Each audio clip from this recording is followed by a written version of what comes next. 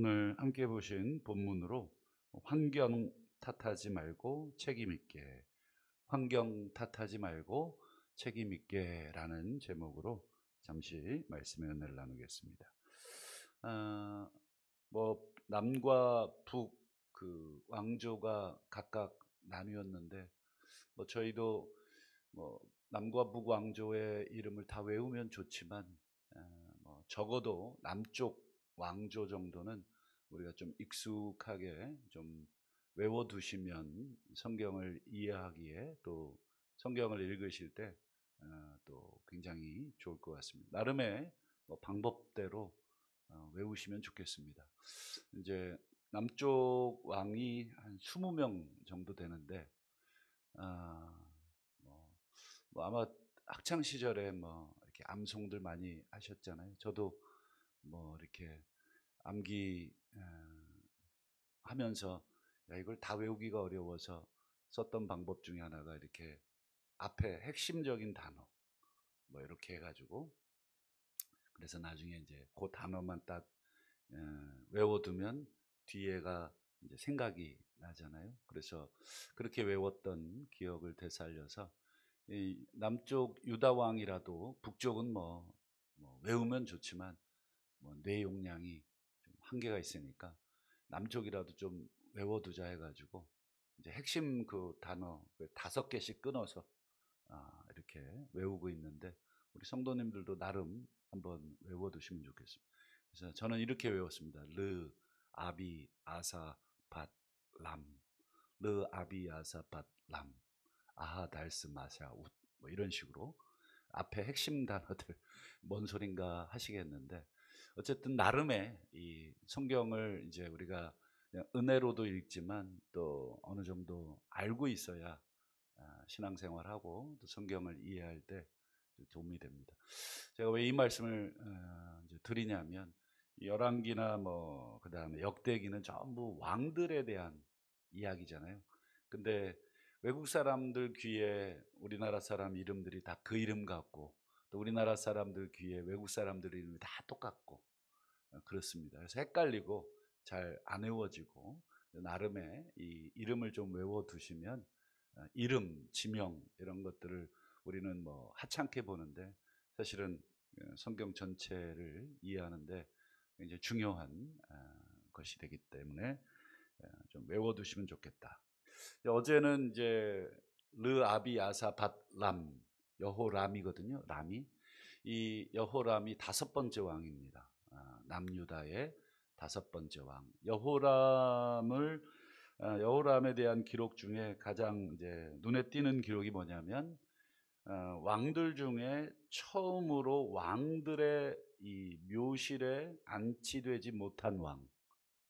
다윗 성에는 안치되지만, 아시는 것처럼 유대의 무덤은 우리랑 달라서 각각 이렇게 쓰지 않고, 이게 굴을 하나 파서 거기에 시신을 이렇게 같이 두는 방식. 그래서 시간 지나서 시신이 부패하면 이제 뼈만 취해서 더 안쪽에 이 조상들의 뼈와 함께 이렇게 두는 방식입니다.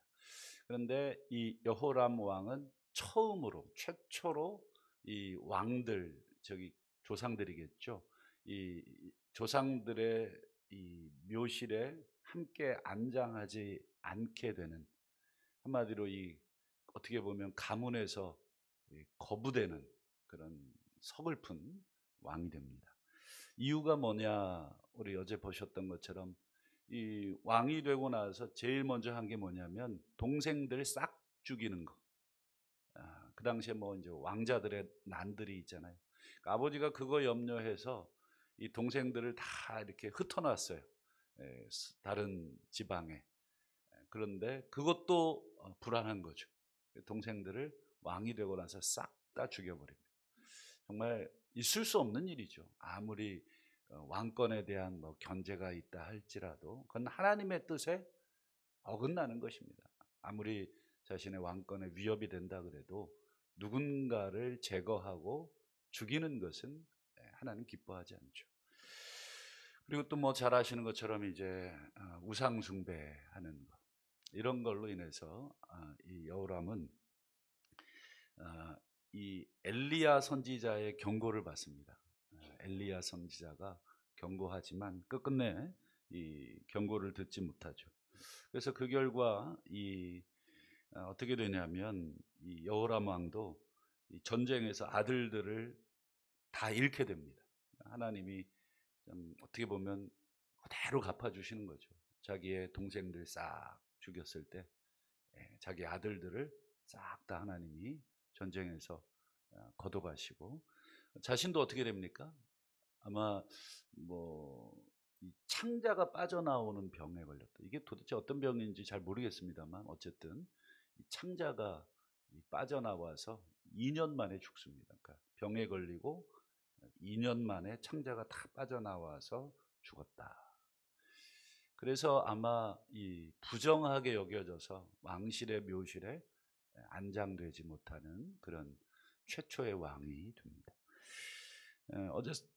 어제 살핀 왕이 이제 5번째 왕이고요. 이제 오늘은 이 5번째 왕 여호람의 이 아들들이 전쟁에서 다 죽었다고 말씀드렸는데 딱 한 명 살아남아요. 누구냐면 막내가 살아남습니다. 아마도 전쟁에 나갈 나이가 되지 못해서 살아남은 것 같습니다. 20세가 기준인데 아마 20세가 안 된 것 같습니다. 그래서 이 막내 아들이 누구냐면 오늘 본문의 주인공 아하시아라는 왕입니다. 아하시아라는 이 왕이 6번째 이제 왕으로 등극을 하는데, 오늘 2절에 보면 이 아하시아가 6대 왕인데 42살에 왕이 됐다고 되어 있지만 이게 조금 안 맞아서 그 다른 이 비교 성경 열왕기 하를 찾아보니까 거긴 22살로 되어 있어요. 이게 어느 게 맞는 것 같습니까? 22살이 맞는 것 같습니다. 왜냐하면 아버지 여호람이 40세에 죽어요. 아버지가 40세에 죽었는데 아들이 42의 왕이 될 수는 없는 노릇이죠. 그러니까 22살이 맞는 것입니다. 좌우간 뭐 몇 살에 왕이 됐는지는 중요하지 않지만 어쨌든 22살에 아하시아가 이제 왕이 됐습니다. 그럼 아하시아는 어떤 왕이었는가? 그게 제일 중요한 거잖아요. 어떤 왕이었는가? 이 평가, 특별히 세계사의 평가도 중요하겠지만 하나님 평가가 성경에선 제일 중요합니다. 뭐 아무리 부귀영화 권세 누려도 하나님 평가가 1등이잖아요. 하나님 평가는 어떻습니까? 한번 2절을 한번 보죠. 평가 전에 족보가 간단히 나오는데 어머니의 족보가 살짝 기록이 됩니다. 그 어머니의 이름이 아달랴예요. 이 아달랴를 여러분들 좀 기억해 두실 필요가 있는데, 이제 6대 왕이 여러분 아하시아라 그랬잖아요. 그 다음 왕입니다. 아달랴가 7대 왕이 됩니다. 그러니까 어머니가 왕이 돼요. 그리고 여왕이 남유다의 7대 왕이 됩니다. 내일 더 살펴보겠습니다만 어쨌든 어머니가 아달랴라는 이 여자인데 족보가 이렇게 나오죠. 누구의 손녀입니까? 오므리. 여러분 다 잊어버려도 오므리 잃어버리면 안 되는 이름. 우리도 왜 이렇게 왕들이 쭉 있지만 왕들이 중간에 이렇게 아들 뭐 이렇게 쭉 내려가지만 이게 한번 아들이 끊기고 새로운 이 가문이 그 왕을 이어받을 때가 있죠. 그걸 왕조라고 합니다. 이 오므리라고 하는 사람이 그런 사람인데 쭉 이스라엘 여로보암 이후로 이렇게 쭉 가다가 오므리라는 사람이 군대 장관이었는데 이걸 반역을 합니다. 쿠데타를 일으켜서 다 죽이고 자기가 이제 왕이 되고 그 밑에 아들들을 3대까지 이어주면 왕조가 됩니다. 이 오므리의 손녀라는 말, 즉 북이스라엘의 왕조 중 이게 워낙 쿠데타가 많다 보니까 막 다 끄집어 내리고 또 자기가 왕이 되고 또 끄집어 내려지고 또 왕이 되고, 이 북이스라엘은 정권이 완전히 뭐 정신없는 정권입니다. 그러다 보니 왕조가 여럿 바뀌었는데 그 중에 제일 악한 왕조 오므리가 시작한 오므리 왕조, 그 왕조의 손녀가 남유다의 7번째 왕이 된 아달랴라는 여인이죠. 여러분, 오므리 북이스라엘 왕조 남북 통틀어서 가장 악한 왕조로 평가받는 그 왕조의 손녀니까 뭔가 불길하죠. 안 봐도 이게 도대체 그런 어머니 밑에서 자랐으니 어땠을까. 아니나 다를까 한번 3절을 한번 보시죠. 자, 아하시아도 누구의 길로 갑니까? 아합의 집의 길. 오므리 다음에 아들이 아합이에요. 그러니까 이 오므리의 손녀고 아합의 딸이 되겠죠. 그러니까 아합의 길로, 이게 모든 악의 대명사를 표현할 때, 특별히 다윗의 길로는 선을 표현할 때고 아합의 길로는 악을 표현할 때 이 대명사입니다.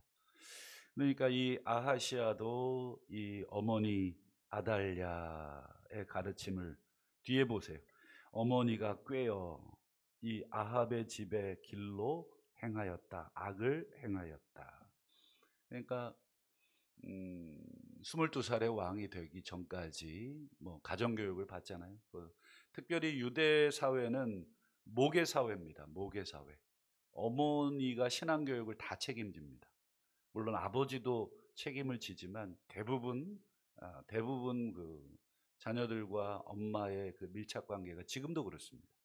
그래서 지금도 유대인으로 인정이 되려면 어머니가 유대인이어야 합니다.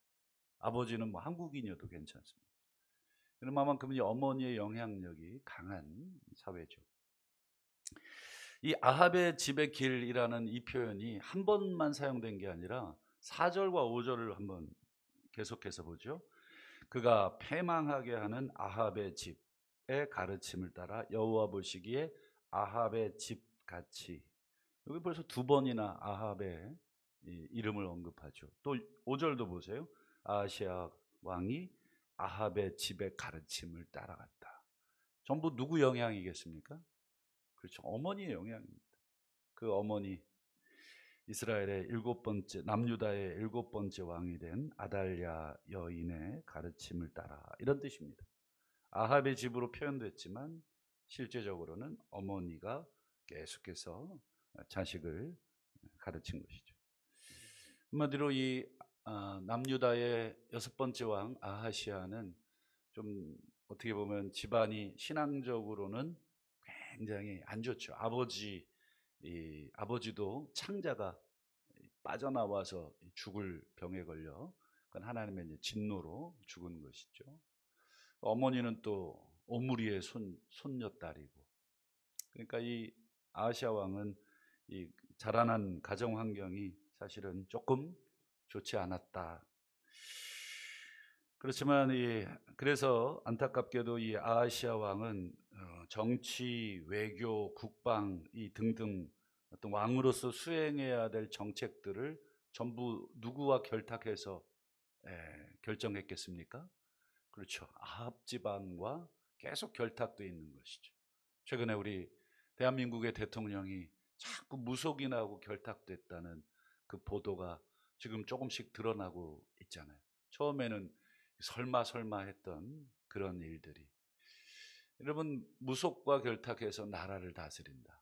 물론 있을 수는 있겠지만 우리 세상 사람들의 눈에서도 좀 이상하잖아요. 이 제대로 된 이 바른 식견과 판단과 공부를 통해서 외교나 경제나 이런 것들을 판단해야 되는데, 이 무속인들의 어떤 충고를 듣고 이렇게 된다. 일반 세상 사람들도 이상하게 보이는데 우리 크리스찬들의 눈에는 그것 괜찮아, 이렇게 해서는 안 되겠죠. 아합액이라고 똑같은 통치 행위를 한 것이, 세상 사람들이 인정해줘도 최소한 누구는 인정하면 안 됩니까? 우리 성도들은 그런 통치자를 인정해서는 안 되죠. 하여간 이 아하시아 6대 왕, 남유다의 6대 왕은 북왕조의 이런 모든 악과 결탁이 되어서 모든 것을 결정합니다. 그래서 결국은 하나님이 예후를 통해서 심판을 합니다. 예후가 누구냐면 이 북왕조의 가장 악한 어떤 왕 아합과 이세벨이잖아요. 이 아합과 이세벨을 죽인 군대 장관입니다. 그런데 북왕조의 왕들도 죽이지만 그 북왕조의 왕들과 결탁했던 오늘 남유다 왕 6대 왕 아하시아도 이 예후가 죽이도록 하나님께서 하시죠. 한번 역대하 22장 8절 9절 보시죠. 이 예후가 이 아합과 이세벨을 하나님의 명에 따라서 죽인 그런 사람인데요. 이 예후가 또 누굴 죽여요? 유다 남쪽 유다 방백들 그리고 남쪽 6대 왕 아하시아를 섬기는 자들을 만나서 죽여버리죠. 한마디로 이 수족을 다 끝내죠. 그다음 9절도 보세요. 아하시아는 무리가 그를 예후에게로 잡아가서 죽이고. 그러니까 아하시아는 예후가 무서워서 어디에 숨어 있냐면 사마리아에 숨어 있어요. 여러분 남유다 왕이 사마리아에 숨었다. 이게 얼마나 웃긴 얘기냐면 우리나라 대통령이 평양에 숨어 있는 꼴입니다. 그러니까 이게 그림이 안 맞는 거죠. 사마리아는 북왕조의 수도이기 때문에 남유다 왕이 예루살렘에 숨어 있으면 이해가 되지만 이 사마리아에 숨었다는 것은 그만큼 남과 북이 결탁되어 있고 그래서 예후를 피해서 이 아하시아 왕이 숨어 있다가 발각이 되고 그래서 끌려와서 처단되는 그런 비참한 결론을 맞습니다. 결국 이 남유다의 6번째 왕 아하시아는 이 악한 왕 이 아합 집안과 계속해서 결탁이 되어서 정치, 경제, 국방 그리고 당연히 종교까지 완전히 다 그 결과 예후에게 잡혀서 몇 살에 죽냐면 23살에 죽습니다. 22살에 왕이 됐잖아요. 23살에 죽었어요. 딱 1년 만에 죽습니다. 여러분 아하시아가 이렇게 된 것, 이렇게 단명한 것도 단명한 거지만 왕의 1년 만에 그리고 이렇게 왕이 살해가 돼가지고 그것도 같은 민족에게 이렇게 된 것은 아까 말씀드린 것처럼 이 아버지 탓 그리고 어머니 탓, 이 오므리 왕조의 손녀였던 이 어머니 탓, 이 환경 탓 때문입니까? 제대로 된 신앙교육을 못 받고 자라서 우상을 섬겼고 북왕조와 손잡고 결탁한 그런 삶을 산 것입니까? 그렇지 않죠. 이 북왕조와 결탁한 이유는 가정의 영향도 있지만 꼭 그것 때문은 아닙니다. 그건 본인 스스로가 결정한 것입니다. 주변에 하나님의 사람들이 끊임없이 이 아하시아 왕에게 경고도 하고 충고도 했죠. 그렇게 가면 안 된다. 그 악을 행해서는 안 된다. 그러나 최종적으로 모든 걸 다 듣고 판단은 누가 한 것입니까? 왕이 한 것입니다. 그걸 비겁하게 아이고 엄마 때문에 그랬어. 아빠 때문에 그랬어. 어쩔 수 없는 상황 때문에 내가 그랬어. 이렇게 할 수 있는 것은 아니다. 오늘 이 아하시아의 모습을 우리가 보면서 잠언 마지막으로 11장과 16장 말씀을 한번 보겠습니다. 악인은 피차 손을 잡을지라도 벌을 면하지 못한다. 이게 남과 북이 지금 사실은 손을 잡은 것이죠. 또 16장도 보면 무릇 마음이 교만한 자를 여호와께서 미워하시나니 피차 손을 잡을지라도 벌을 면하지 못한다. 악인과 교만한 자 이게 같은 이제 개념이죠. 그들은 손을 잡을지라도 결국은 하나님께서 그 악을 심판하시고 찾아내더라. 환경 탓해서 내가 이런 정책을 폈다. 내가 부모님 때문에 내가 이런 인생을 살고 있다. 내가 부모님 때문에 지금 이렇게 돼 있다. 내 집안 때문에 그렇고 내가 이래서 이렇다. 여러분 어느 때까지 언제까지 우리가 환경 탓하면서 우리 인생을 낭비할 수는 없는 노릇입니다. 오늘 그렇게 환경 탓할 것 같으면 우리가 남유다의 왕으로 태어난 것도 하나님의 은혜였겠죠. 그러면서 내가 어떤 생각을 가지고 최종적으로 살 것이냐. 오늘 이 아하시아의 이 1년밖에 안 되는 이 통치를 보면서 그의 모습을 보면서 우리도 어떤 선택을 할 것이냐 말씀을 맺겠습니다. 우리가 바라기는 우리의 주변의 환경이 좋지 않죠. 우리 젊은 아이들은 헬 조선이고 뭐 3포, 5포, 7포, 뭐 9포 뭐 우리도 얼마든지 탓하려면 가정 탓하실 수 있죠. 우리 성도님들도 더 안 좋은 가정에서 불신 가정에서 태어나셨고 어려운 시절에 태어나셨고 힘든 그 시절에 아마 이 가운데는 또 전쟁을 겪은 우리 세대도 계실 거고 누구보다도 환경 탓하려면 안 좋은 환경을 탓할 수 있지만 그래도 우리 하나님이 우리에게 예수를 알게 하시고 그리고 우리가 함께 기도하게 하신 그것을 붙들고 우리의 환경을 뛰어넘어서 우리 하나님을 붙들고 다시 한번 오늘도 기도하고 우리의 인생을 하나님과 함께 스스로 개척하라. 이 개척의 마인드로 다시 한번 우리가 살아갈 때 우리 하나님이 우리를 더욱더 붙들어 주시는 그런 은혜를 누리시기를 주님의 이름으로 축원합니다. 기도하겠습니다.